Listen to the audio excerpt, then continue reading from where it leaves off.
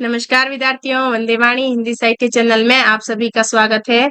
आज हम कक्षा 6 की जो हमारी बसंत हिंदी की पाठ्य पुस्तक है, उसका तीसरा पाठ है। एक कहानी है नादान दोस्त, जो मुंशी प्रेमचंद द्वारा रचित है, तो उसको हम पढ़ते हैं। यहाँ पे जो है छोटे-छोटे 2 बच्चे हैं, केशव और श्यामा। वो जो जो चिड़िया के बच्चों को देखने के लिए उनके हाथ लगा देते हैं, लेकिन उसके बाद में जो चिड़िया होती है उनको सहती नहीं है, अंडों को नीचे गिरा देती है और अंडे टूट जाते हैं। जब उनकी माँ ने उन्हें बताया कि भई चिड़िया के बच्चों के हाथ नहीं लगाना चाहिए, उसके बाद में चिड़िया उन्हें जो है सेती नहीं है, तो बच्चों को अपनी गलती का एहसास हुआ। लेकिन उन दिनों के बाद में वो चिड़िया और चिड़ा उनको कहीं भी नहीं दिखा। तो हम शुरू करते हैं आज की हमारी कहानी नादान दोस्त। नादान दोस्त। केशव के घर कार्निस के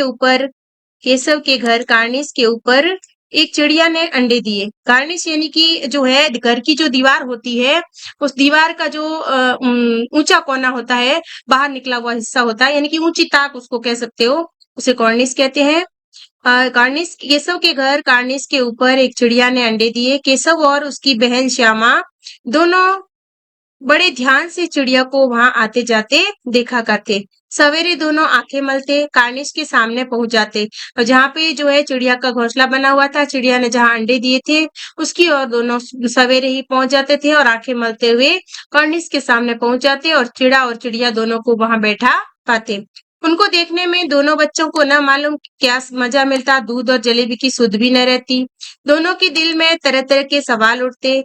अंडे कितने बड़े होंगे, किस रंग के होंगे, कितने होंगे, क्या खाते होंगे, उनमें से बच्चे किस तरह निकल आएंगे, बच्चों के पर कैसे निकलेंगे, घोंसला कैसा है। लेकिन इन बातों का जवाब देने वाला कोई भी नहीं है, क्योंकि बाल मन में जो सवाल उठते हैं, उन सवालों के जवाब वो अपने आप ही ढूंढते हैं, क्योंकि उन दोनों के पास उनका जवाब देने वाला वहां पे कोई नहीं होता है। वो अपने आप ही सवाल करते हैं मन में कि ये बच्चे जो है चिड़िया के अंडों से जो बच्चे निकलेंगे, वो कितने बड़े होंगे, उनका कलर कैसा होगा, वो कैसे उड़ेंगे, उनके पंख कैसे होंगे, ये सवाल वो अपने आप से करते रहते हैं। लेकिन इन बातों का जवाब देने वाला कोई नहीं, ना अम्मा को घर के काम धंधों से फुर्सत थी, ना बाबूजी को पढ़ने लिखने से, क्योंकि उनकी जो अम्मा थी वो घर के कामकाज में बिजी रहती थी और उसके जो बाबूजी थे उनको पढ़ने लिखने से फुर्सत नहीं थी। दोनों बच्चे आपस में ही सवाल जवाब करके अपने दिल को तसल्ली दे दिया करते थे। श्यामा कहती, क्यों भैया, बच्चे निकल कर फुर से उड़ जाएंगे। अब वो श्यामा क्या पूछती है भैया से अपने कि क्यों भैया, बच्चे निकलकर फुर से उड़ जाएंगे। मतलब वो सवाल कर रही है अपने भाई से, केशव से, कि बच्चे जब अंडे से निकलेंगे तब वो फुर से उड़ जाएंगे क्या। केशव विद्वानों से गर्व से कहता, नहीं री पगली, पहले पर निकलेंगे, बगैर परों के बेचारे कैसे उड़ेंगे। अब वापस केशव उसको जवाब क्या देता है कि नहीं रे पगली, पहले पर निकलेंगे, बगैर परों के बेचारे कैसे उड़ेंगे। मतलब वो अपने आप को विद्वान समझ रहा है, क्योंकि वो अपनी बहन के सवाल का उत्तर दे रहा है। अब श्यामा कहती है, बच्चों को क्या खिलाएगी बेचारी। अब श्यामा के मन में ये सवाल उभरता है कि जो चिड़िया है वो बच्चों को क्या खिलाएगी। केशव इस पेचीदा सवाल का जवाब कुछ न दे सकता था। इस तरह 3-4 दिन गुजर गए। दोनों बच्चों की जिज्ञासा दिन ब दिन बढ़ती जा रही थी। अंडों को देखने के लिए वे अधीर हो उठे और उन्होंने अनुमान लगाया कि अब जरूर बच्चे निकल गए होंगे, क्योंकि 2-3 दिन के बाद में जब उन्हें ऐसा लगा कि अब बच्चे जो है अंडों से निकल गए होंगे, बच्चों के अ, सवाल का अब उनके पास बच्चों के चारे का सवाल अब उनके पास सामने आ खड़ा हुआ, यानी कि बच्चे क्या खाएंगे, उनके चारे का सवाल अब श्यामा और केशव के सामने आ खड़ा हुआ। चिड़िया बेचारी इतना दाना कहाँ पाएगी कि सारे बच्चों का पेट भरे। गरीब बच्चे भूख के मारे चू चू करके मर जाएंगे। अब दोनों बच्चों को ये चिंता सता रही है कि अब ये जो है बच्चे क्या खाएंगे, ये गरीब बच्चे बच्चे बेचारे चू चू करके मर जाएंगे। इस मुसीबत का अंदाजा करके दोनों घबरा उठे। दोनों ने फैसला लिया कि कॉर्निस पर थोड़ा सा दाना रख दिया जाए। अब उन्होंने क्या फैसला लिया कि कॉर्निस पर थोड़ा सा दाना रख दिया जाए। श्यामा खुश होकर बोली, तब तो चिड़िया को चारे के लिए कहीं उड़कर न जाना होगा। फिर जब केशव ने कहा कि हम कॉर्निश पे दाना रख देंगे, तो श्यामा खुश हो गई। वो बोली, अब तो चिड़िया को चारे के लिए कहीं और जाना नहीं पड़ेगा। केशव, नहीं, तब क्यों नहीं जाएगी, तब क्यों जाएगी। श्यामा, क्यों भैया, बच्चों को धूप ना लगती होगी। केशव का अब देखो, अब चारे का तो उन्होंने बंदोबस्त कर दिया यहाँ पे कि हम कॉर्निश पे दाना रख देंगे, इसके बाद में जो है चिड़िया यहाँ से नहीं जाएगी। फिर श्यामा के मन में सवाल आया कि क्यों भैया, बच्चों को धूप ना लगती हो? कि बच्चों को धूप भी तो लग सकती है। श्यामा जो है केशव से सवाल करती है। केशव का ध्यान इस तकलीफ की तरफ न गया था। बोला, जरूर तकलीफ हो रही होगी, बेचारे प्यास के मारे तड़पते होंगे, ऊपर छाया भी तो कोई नहीं है। आखिर यही फैसला हुआ कि घोंसले के ऊपर कपड़े की छत बना दी जाए। अब उन्होंने फैसला किया कि घोंसले के ऊपर धूप नहीं आए, इसके लिए हम क्या करेंगे, उसके ऊपर कपड़े की छत लगा देंगे।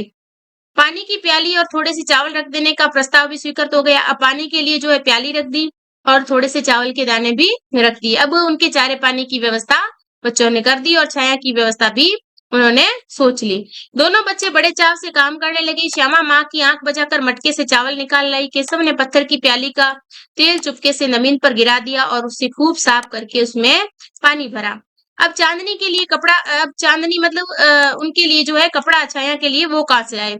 फिर ऊपर बगैर छड़ियों के कपड़ा ठहरेगा कैसे और छड़ियां खड़ी होगी कैसे? ये भी सवाल उनके मन में आ रहा था कि अब उनके लिए छाया कैसे करें। केशव बड़ी देर तक इसी उधेड़-बुन में रहा। आखिरकार उसने ये मुश्किल भी हल कर दी। श्यामा से बोला, जाकर कूड़ा फेंकने वाली टोकरी उठा लाओ। अम्मा जी को मत दिखाना। अब क्या कह रहा है केशव श्यामा से कि जो कूड़ा फेंकते हैं वो टोकरी उठा के लाओ और अम्मा जी को इस बात का पता नहीं लगना चाहिए। श्यामा, वह तो बीच बीच से फटी हुई है, उससे तो धूप ना जाएगी। केशव ने झुंझला कर कहा, तू टोकरी तो ला, मैं उसका सुराख बंद करने की कोई हिकमत निकालूंगा। हिकमत का मतलब होता है विद्यार्थियों यहाँ पे उपाय या तरीका। श्यामा दौड़कर टोकरी उठा लाई। केशव ने उसके सुराख में थोड़ा सा कागज कागज ठूंस दिया और अब तब टोकरी को एक टहनी से टिकाकर बोला, देख, ऐसे ही घोंसले पर उसकी आड़ कर दूंगा, तब कैसे धूप जाएगी। श्यामा ने दिल में सोचा, भैया कितने चालाक हैं। गर्मी के दिन थे, बाबूजी दफ्तर गए हुए थे, अम्मा दोनों बच्चों को कमरे में सुलाकर खुद सो गई। एक दिन क्या हुआ, गर्मी का दिन था और जो है बच्चों के बाबूजी जो थे वो दफ्तर चले गए और अम्मा दोनों बच्चों को कमरे में सुलाकर खुद सो गई और उसकी अम्मा को जो है उनकी अम्मा को नींद आ गई। लेकिन बच्चों की आंखों में आज नींद कहाँ। अम्मा जी को बहलाने के लिए दोनों दम रोके आंखें बंद किए मौके का इंतजार कर रहे थे। अब वो अपनी अम्मा को ऐसे दिखा रहे थे कि उनको नींद आ गई, लेकिन उनकी आंखों में नींद बिल्कुल भी नहीं थी, क्योंकि उन्हें जो है सारा काम वो करना था जो चिड़िया के बच्चों के लिए उन्होंने सोच के रखा था। ज्यों ही मालूम हुआ कि अम्मा जी अच्छी तरह सो गई, दोनों चुपके से उठे और बहुत धीरे से दरवाजे की छिटकनी खोलकर बाहर निकल आए। अंडों की हिफाजत की तैयारियां होने लगी। केशव कमरे से एक स्टूल उठा लाया, लेकिन जब उससे काम न चला तो नहाने की चौकी लाकर स्टूल के नीचे रख दी और डरते डरते स्टूल पर चढ़ा। श्यामा दोनों हाथों से स्टूल पकड़े हुई थी। स्टूल चारों टांगे बराबर न होने के कारण जिस तरफ ज्यादा दबाव पाता जरा सा हिल जाता। उस वक्त केशव को कितनी तकलीफ उठानी पड़ती थी ये उसी का दिल जानता था। दोनों हाथों से कॉर्निश पकड़ लेता और श्यामा को दबी आवाज से डांटता, अच्छी तरह पकड़। अब जब दोनों भाई बहन उसके लिए छाया कर रहे थे, स्टूल की जो चारों टांगे थी वो बराबर नहीं थी। जब उसके ऊपर केशव चढ़ता तो श्यामा उसको स्टूल को नीचे से पकड़े रहती, लेकिन वो थोड़ा सा हिल जाता तो वो धीरे से उसको डांट देता, क्योंकि अगर जोर से बोलता तो उसकी अम्मा जाग जाती। तो वो धीरे से उसको डांटता कि इसको अच्छे से पकड़ के रख स्टूल को, वरना उतरकर बहुत मारूंगा। फिर वो अपनी बहन से कहता है कि अगर तूने सही तरीके से स्टूल को नहीं पकड़ा तो मैं नीचे उतरूंगा और तेरे को बहुत मारूंगा। मगर बेचारी श्यामा का दिल तो ऊपर कॉर्निश पर था। बार बार उसका ध्यान इधर उधर चला जाता, हाथ ढीले पड़ जाते। केशव ने जो ही कॉर्निश पर हाथ रखा दोनों चिड़िया उड़ गई। केशव ने देखा कॉर्निश पर थोड़े तिनके बिछे हुए हैं और उन पर 3 अंडे पड़े हैं। जैसे घोंसले उसने पेड़ों पर देखे थे वैसा कोई घोंसला नहीं था। मतलब जैसा उसने घोंसला सोचा था कि जो पेड़ों पर उसने देखा था वैसा घोंसला नहीं था। कॉर्निश पर सिर्फ थोड़े से तिनके रखे हुए थे और उसके उसके ऊपर 3 अंडे थे और चिड़ी और चिड़ा उसके ऊपर जो है अंडों को सेने के लिए बैठे थे। अभी बच्चे नहीं निकले हैं। केशव ने कहा, फिर क्या हुआ? और उन 3 अंडे पड़े हैं। जैसे घोंसले उसने पैरों पर देखे थे वैसा कोई घोंसला नहीं था। श्यामा ने नीचे से पूछा, के बच्चे हैं भैया, मतलब कितने बच्चे हैं भैया?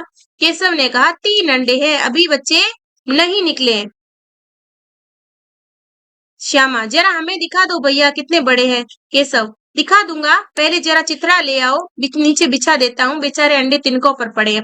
अब बच्चों को क्या लगता है कि तिनकों पर जो है इन बच्चों के जो अंडे रखे हुए हैं बच्चे जो वो उनके लगती होगी, इसलिए उन्होंने कहा कि थोड़ा सा तुम कपड़ा लेके आ जा, मैं इनके नीचे बिछा देती हूँ, क्योंकि इन तिनके इनके लगते होंगे। श्यामा दौड़कर अपनी पुरानी धोती फाड़कर एक टुकड़ा लाई। केशव ने झुककर कपड़ा ले लिया और उसकी कई तह करके उसकी एक गद्दी बनाई और उसकी उसी तिनकों के ऊपर बिछाकर 3 अंडे धीरे से उस पर रख दिए। श्यामा ने फिर कहा, हमको भी दिखा दो भैया।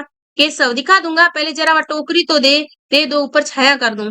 अब श्यामा बार बार कहती है कि भैया मुझे अंडे दिखा दो, लेकिन वो उसको बार बार कोई न कोई काम बता देता है कि ये करके लाओ, ये करके लाओ, उसके बाद में दिखाऊंगा। अब श्यामा ने टोकरी नीचे से थमा दी और बोली, अब तुम उतर जाओ, मैं भी तो देखूं। केशव ने टोकरी को एक टहनी से टिकाकर कहा, जा दाना और पानी की प्याली ले आ, मैं उतर आऊं तो तुझे दिखा दूंगा। अब क्या कह रहा है कि तू जा और जो दाना पानी की जो टोकरी है, जो प्याली है, उसको ले आ, जब मैं उतर जाऊं तब तुझे दिखा दूंगा। श्यामा प्याली और चावल लाई। केशव ने टोकरी के नीचे दोनों चीजें रख दी और आहिस्ता से उतर गया। श्यामा ने गिड़गिड़ाकर कहा, अब हमको भी चढ़ा दो भैया। केशव, तू गिर पड़ेगी। केशव, न भैया, कहीं तू गिरा पड़ी तो अम्मा जी मेरी चटनी ही कर डालेगी। अब केशव क्या कह रहा है श्यामा से, मैं तेरे को नहीं चढ़ाऊंगा, क्योंकि तू अगर गिर गई तो अम्मा जी मेरी चटनी बना देगी, यानी कि मेरे को खूब मारेगी, खूब पीटेगी। कहेगी तूने ही चढ़ाया था। अब अम्मा जी मेरे को बोलेगी कि तूने ही चढ़ाया था। क्या करेगी देखकर, अब अंडे बड़े आराम से है, जब बच्चे निकलेंगे तो उनको पालेंगे। अब वो श्यामा से बोल रहा है कि देख कर क्या करेगी, जब अंडों से बच्चे निकलेंगे तब हम उन्हें पाल लेंगे। दोनों चिड़िया बार बार कार्निश पर आती और बगैर बैठे ही उड़ जाती। केशव ने सोचा, हम लोगों के डर से नहीं बैठती, स्टूल उठाकर कमरे में रखाया, चौकी जहाँ की थी वहां रख दी। अब दोनों चिड़ी और चिड़िया दोनों बार बार उड़ती और कॉर्निश के ऊपर से चली जाती और बगैर बैठे ही उड़ जाती। तब वो केशव और श्यामा को लगा कि वो हमसे डर रही है, इसलिए यहाँ पे नहीं आ रही है कॉर्निश पे, तो वो दोनों वहां से स्टूल लेके हट गए और स्टूल को उठाकर उसी कमरे में रख दिया और चौकी जहाँ थी वहां पे रख गए। श्यामा ने आंखों में आंसू भरकर कहा, तुमने मुझे नहीं दिखाया, मैं अम्मा जी से कह दूंगी। अब श्यामा क्या कह रही है, बाल सुलभ जो चेष्टाएं होती है वही इन बच्चों में है। वो कह रही है कि तूने मेरे को नहीं बताया बच्चों को, मैं अम्मा से तेरी शिकायत कर दूंगी। केशव, अम्मा जी से कहेगी तो बहुत मारूंगा, कह देता हूँ। अब जो केशव है वो श्यामा को बोलता है, तूने अम्मा को बोला तो मैं तुझे बहुत मारूंगा, तो तुमने मुझे दिखाया क्यों नहीं, ये श्यामा बोली। केशव, और गिर पड़ती तो 4 सर न हो जाते। अब कह रही है कि अगर तू गिर जाती तो तेरा सर फट जाता, उसके 4 टुकड़े हो जाते। श्यामा, हो जाते तो हो जाते, देख लेना, मैं कह दूंगी। अब क्या कह रही है कि मेरे भले ही सिर 4 टुकड़े हो जाते, लेकिन मेरे को तो अंडे देखने थे, मैं अब अम्मा को कह दूंगी। इतने में कोठरी का दरवाजा खुला और माँ ने धूप से आंखों को बचाते हुए कहा, तुम दोनों बाहर कब निकल आए, मैंने कहा न था कि दोपहर को न निकलना। किसने किवाड़ खोला। केशव और श्यामा की माँ की आंख खुल गई और वो बाहर आई। उसने कहा कि तुम लोग दोपहर को क्यों बाहर निकले और दरवाजा किसने खोला, बाहर आने के लिए किसने कहा था तुम्हें। किवाड़ केशव ने खोला था, ये कहा था श्यामा ने, लेकिन श्यामा ने माँ से यह बात नहीं कही। अब किवाड़ केशव ने खोला, लेकिन श्यामा ने अब माँ से यह बात नहीं की, क्योंकि उसको जो है केशव ने कहा था कि मैं तुझे बहुत मारूंगा अगर अम्मा को शिकायत की, तो श्यामा ने जो है नहीं बताया कि जो दरवाजा है वो केशव ने खोला था। उसे डर लगा कि भैया पिट पिट जाएंगे, और उसे ये भी डर था कि भैया पिट जाएंगे, यानी कि अम्मा जो है भैया को पीट देगी और बाद में भैया जो है श्यामा को पीट देंगे। केशव दिल में कांप रहा था कि श्यामा कह न दे, अंडे न दिखाई थी, इससे अब उसको श्यामा पर विश्वास न था। श्यामा सिर्फ मोहब्बत के मारे चुप थी। इस कसूर में हिस्सेदार होने की वजह से इसका फैसला नहीं किया जा सकता। शायद दोनों ही बातें थी। अब या तो श्यामा जो है अपने आप को भी कसूरवार मानती थी, क्योंकि वो भी इसके साथ हिस्सेदार थी, या तो इस कारण नहीं कहा, या फिर वो अपने भाई से बहुत प्रेम करती थी, इसलिए उसने अपनी अम्मा को सच बात नहीं बताई। लेकिन ये दोनों बातें ही हो सकती है, या तो एक बात हो सकती है या दोनों ही बातें हो सकती है। माँ ने दोनों को डांट टपट कर फिर कमरे में बंद कर दिया और आप धीरे धीरे उन्हें पंखा जलने लगी। अभी सिर्फ 2 बजे थे, बाहर तेज लू चल रही थी। अब दोनों बच्चों को नींद आ गई थी। अब उन्होंने व्यवस्था कर दी थी उन चिड़िया के बच्चों के खाने की, पीने की, छाया की, तो अब उन बच्चों को अच्छे से नींद आ गई। 4 बजे यकाएक श्यामा की नींद खुली। यकाएक मतलब एकाएक, जो है श्यामा की अचानक नींद खुली। यकाएक यानी कि अचानक नींद खुली। किवाड़ खुले हुए थे, वह दौड़ी हुई कार्निश के पास आई और ऊपर की तरफ ताकने लगी। टोकरी का पता न था। संयोग से उसकी नजर नीचे गई और वो उल्टे पांव दौड़ती हुई कमरे में जाकर जोर से बोली, भैया अंडे तो नीचे पड़े हैं, बच्चे उड़ गए। अब जब वो 4 बजे श्यामा की आंख खुली तो वो कॉर्निश की तरफ दौड़ी, तो उसने न तो बाल्टी देखी, न ही वो प्याली देखी, और न ही चिड़िया के बच्चों को देखा। और उसने कहा, उसको लगा कि चिड़िया के बच्चे उड़ गए।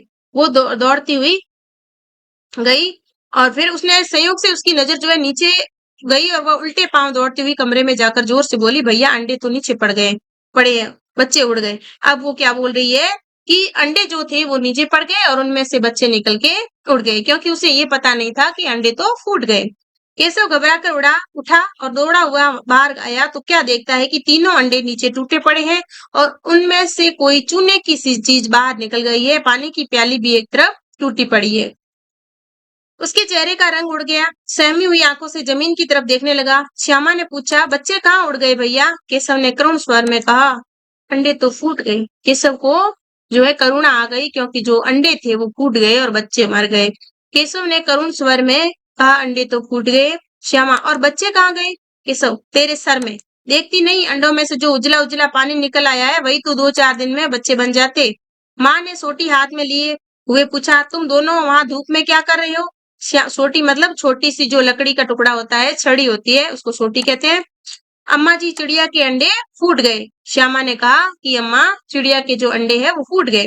माँ ने आकर टूटे हुए अंडों को देखा, गुस्से से बोली, तुम लोगों ने अंडों को छुआ होगा। अब तो श्यामा को भैया पर जरा भी तरस नहीं आया। उसी ने शायद अंडों को इस तरह रख दिया होगा कि नीचे गिर गए। इसकी उसे सजा मिलनी चाहिए। बोली, इन्होंने अंडों को छेड़ा था अम्मा जी। अब श्यामा ने बता दिया कि केशव भैया ने ही अंडों को छेड़ा था। माँ ने केशव से पूछा, क्यों रे? केशव भीगी बिल्ली बना खड़ा रहा। माँ, तू वहां माँ बोली कि तू वहां कैसे पहुंचा? श्यामा, चौकी पर स्टूल रखकर चढ़े अम्मा जी। केशव, तू स्टूल थामे नहीं खड़ी थी? श्यामा, तुम्ही ने तो कहा था। माँ कह रही है कि तू इतना बड़ा हुआ, तुझे अभी तक इतना भी मालूम नहीं कि छूने से चिड़ियों के अंडे गंदे हो जाते हैं। चिड़िया फिर इन्हें नहीं सेती। यानी कि चिड़िया जो है, अंडों को कोई आदमी छू लेता है तो उसको चिड़िया जो है नहीं सेती, यानी कि नहीं पकाती। श्यामा ने डरते डरते पूछा, तो क्या चिड़िया ने अंडे गिरा दिए अम्मा जी? माँ, और क्या करती? केशव के सिर पर इसका पाप चढ़ेगा। हाय हाय, 3 जाने ले ली दुष्ट ने। केशव रोनी सूरत बनाकर बोला, मैंने तो सिर्फ अंडों को गद्दी पर रख दिया था अम्मा जी। माँ को हंसी आ गई, मगर केशव को कई दिनों तक अपनी गलती पर अफसोस होता रहा। अंडों की हिफाजत करने के जोग में उसने उसका सत्यानाश कर डाला और उसे याद कर वह अब कभी कभी रो पड़ता है। दोनों चिड़िया माँ फिर न दिखाई दी। अब वो जो केशव और श्यामा की नादानी ने जो है चिड़िया के अंडों को फोड़ दिया, लेकिन उसे जब गलती का एहसास हुआ तो जब भी उसे याद करता, केशव की आंखों में आंसू आ जाते और वो रो पड़ता। और उसके बाद में उसने चिड़िया को वहां पे कभी भी नहीं देखा। अब विद्यार्थियों, कठिन शब्दार्थ देख लेते हैं हम। कॉर्निश यानी दीवार का सबसे ऊपरी भाग का बाहर निकला हुआ हिस्सा या ऊंची ताक। सुध यानी चेतना या याद। तसल्ली यानी दिलासा। पर यानी पंख। पेचीदा यानी कठिन। जिज्ञासा यानी जानने की इच्छा। अधीर यानी उतावले या बेचैन। अंदाजा यानी अनुमान। प्रस्ताव यानी बातचीत का विषय या मुद्दा। चाव यानी रुचि। सुराख यानी चेद। हिकमत यानी तरीका या उपाय। हिफाजत यानी सुरक्षा। कसूर यानी गलती या अपराध। सोटी यानी छोटी छड़ी। तरस आना यानी दया आना। अफसोस यानी पछतावा। सत्यानाश करना यानी कि सब कुछ नष्ट करना।